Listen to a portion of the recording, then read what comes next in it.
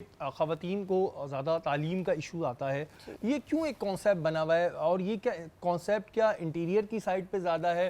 क्योंकि अब के दौर में हम देखते हैं, या तो हम लोग ज़्यादातर कराची को देख के फ़ैसला कर लेते हैं कि जी लड़कियां भी कदम से कदम मिला के चल रही हैं और लड़कियां ज़्यादा बल्कि अच्छी एजुकेशन ले रही हैं। तो अभी भी अगर हम इंटीरियर सिंध की बात करें, क्योंकि आपका इंटीरियर सिंध में आपकी बहुत ज़्यादा वर्किंग है, क्या रीज़न है, क्या माइंड में आता है कि जी बस इनकी शादी कर दो, ये मतलब पढ़ के वो अपना नाम बना सकती हैं? और इंटीरियर सिंध की कैसी लड़कियां हैं जिन्होंने CSS किया है, कोई पुलिस में है, कोई और अच्छी पोस्ट पे? बिल्कुल ऐसा ही शरी, एक सिलसिला होता है ना ज़िंदगी का, वो हमारा चलता हुआ आता है। हम कल्चर को देख के सीखते हैं। हम हमारे आसपास जो टीवी, रेडियो, ड्रामे, डाइजेस्ट, कहानियाँ, उससे ज़िंदगियों को हम रिफ़्लेक्ट करते हैं।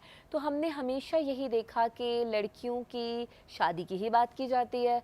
बुरी बात नहीं है, लेकिन हाँ, उसके तो बुराई साथ नहीं है। बाकी जो ज़रूरी चीज़ें हैं उनकी बात नहीं की जाती। यानी फ़ोकस हमें अपनी तालीम पर भी रखना है, अपनी बेटियों को बहुत मज़बूत बनाने पे भी रखना है। अक्सर मैं प्लेटफ़ॉर्म्स पे ये बात कर रही होती हूँ कि हम खड़े हो जाते हैं।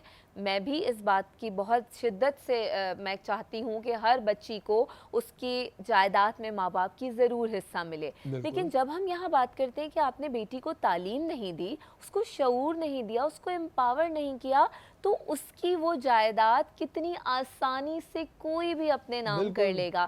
तो हमें ये सोचने की ज़रूरत है। और जैसा कि मैंने आपको ये बताया कि डाइजेस्ट और वो घोड़े पे शहज़ादा आएगा और लेकर चला जाएगा, तो हमारे यहाँ ज़्यादातर बच्चियों का शुरू से रुझान इन चीज़ों की तरफ रहा है। हम जो हकीकत है ज़िंदगी की कि अक्सर कहते हैं लोग कि जहेज़ खोरी के हवाले से बहुत ये गलत रिवाज है, जिसकी हम जितनी हम मजम्मत करें कम है। लेकिन अगर आप हकीकत में ग्राउंड पे आएंगे तो अब भी इस रिवाज को बहुत ही शिद्दत से किया जाता है लेकिन फॉलो। अब इसमें ना एक नया वो ले आए, जो दे रहे हैं अपनी बेटी को दे रहे हैं। हाँ, अच्छा, एग्जैक्टली। अगर कम दे दोगे ना तो बुरा मान जाएंगे। इसमें बहुत समझने की बात है शायरी, कि अगर आप जहेज पे ही सारा फोकस रखते हैं, इवन बच्चियों की तालीम के पैसे को भी जहेज की जमा करने में लगाया जाता है। और आप यकीन करें, जब बच्ची तशद्दुद का सामना करती है या खुदा ना करे उसके शौहर की कोई दैत या ऐसा कुछ हो जाता है, कोई एक्सीडेंट हो जाता है, वो कमा नहीं सकता है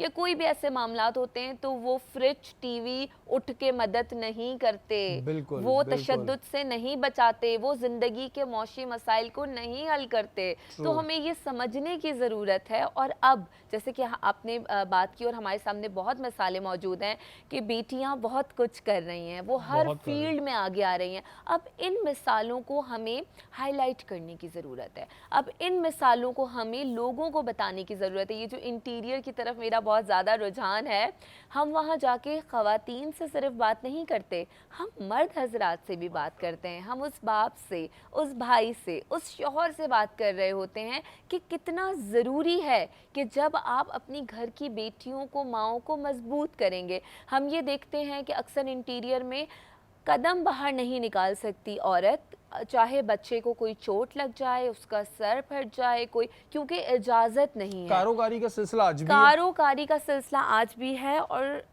सिर्फ गाँवों के अलावा शहरों में भी ये रिफ्लेक्ट हो रहा है। अभी जो रिसेंट वाक़या रमज़ानुल मुबारक के दिनों में ही हमें सुनने को मिला है, मारिया के मर्डर केस का, जिसको अपने घर वालों ने ही उसके साथ इस तरह बच्ची के साथ सलूक किया। बहुत ज़्यादा तकलीफ होती है अब भी इन चीज़ों को देखकर। अभी ये चीज़ें हमारे माशरे में एग्जिस्ट कर रही हैं। घरों से बिल्कुल, अभी भी हमारे माशरे में ये चीज़ें एग्जिस्ट कर रही हैं और हमें बड़ा अफसोस होता है कि इस्लाम ने क्या बताया, हम क्या फॉलो कर रहे हैं। और दूसरी चीज़ जो मारवी ने बताई कि जहेज़ की एक लानत है, जहेज़ की जितनी मजम्मत करें कम है, लेकिन जो देना है अपनी बेटी को दे दो, और अगर वही कम आ जाएगा तो उसको ज़िंदगी भर ताने पड़ते रहेंगे। ऐसे बहुत सारे सवाल हैं जो हमारे माशरे में जन्म लेते हैं।